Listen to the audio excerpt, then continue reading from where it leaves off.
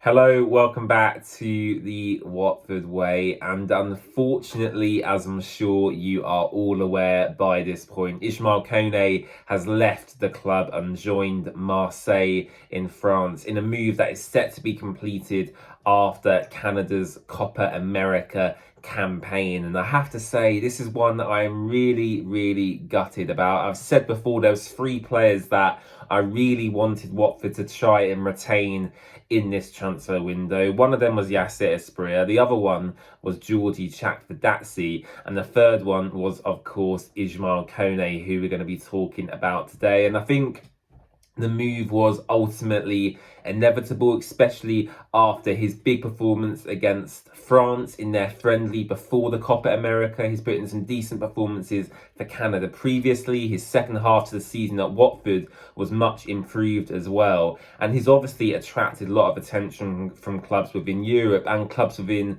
the UK as well. But it's Marseille that he's joined. And actually, he joins former Watford player Ismaël Koné at Marseille as well, who moved there, as you might remember, a couple of seasons ago. Roberto De Zerbi is Marseille's new head coach, and from what I've read and from what I believe, it seems like he highlighted Koné as one of the key signings he wanted to have been guaranteed really before he joined the club, and that signing's happened very quickly, which isn't a surprise to me. I'm sure you've all noticed that Premier League clubs like Chelsea, Aston Villa, West Ham have all been selling some big academy players for very inflated transfer fees before June 30th. Now, the date June 30th is quite significant because that's the date that football clubs need to kind of sell their assets to kind of meet the financial fair play rules that are in place currently. And Watford obviously have clearly rushed this deal over the line before June the 30th to get the funds into the club.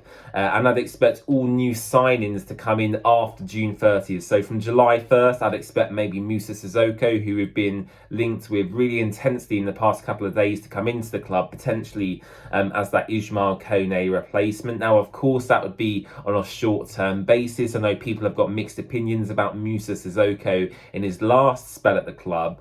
But I think for me, in terms of a Koné replacement, I don't think he'll play every single game, but what he offers is almost what Livermore offered last season, an experienced head.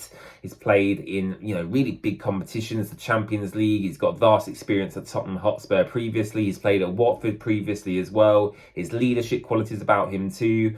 So I think those are the positives around Moussa Sissoko. Yes, he's getting on a bit, but I think it's a positive to have a player of that calibre in and around the club, especially with the young players we are developing as well. Just one final word on Ismaël Koné as well and how I think he'll do at Marseille.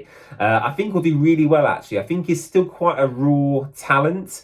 I think you've seen in recent games of Canada and at Watford where one game he'll be really good. The next game he'll start, for example, play quite poorly. Then he might make a really good substitute appearance, play really well. So Ismaël Koné for me has been very hit and miss. I think the best performance I've seen from Koné was probably away at was it Portsmouth? Plymouth, I should say. Plymouth Argyle away, New Year's Day. I do remember it quite well. He scored a really nice goal. And yeah, I do remember that performance quite well. Koné has been a pleasure to see at Watford.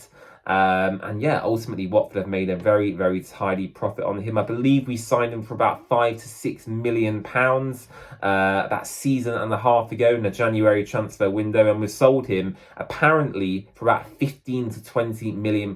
There's been a few reports around the fee. Fabrizio Romano said €12 million. I think Adam Leventhal said about £20 million. The Watford Observer reported a slightly different fee as well. So let's say we got about £15 million for him plus add-ons. I think that's a pretty good return considering the position Watford are in at the moment. So in conclusion, we wish Ismaël Koné all the best, and hopefully he can flourish on the European stage with Marseille, with Ismaïla Sarr under Roberto De Zerbi's guidance over in France. So yes, gutted once again, but as I said, I wish him all the best. Let me know your thoughts on the sale in the comment section down below, and don't forget to subscribe to the Watford Way so you don't miss out on any more Watford news in the coming weeks and months. So make sure to check us out on social media as well. We're on Twitter, we're on Instagram, and we're on Facebook, as well as here on YouTube as well. But apart from that, we'll see you again for another video very, very soon. Bye-bye.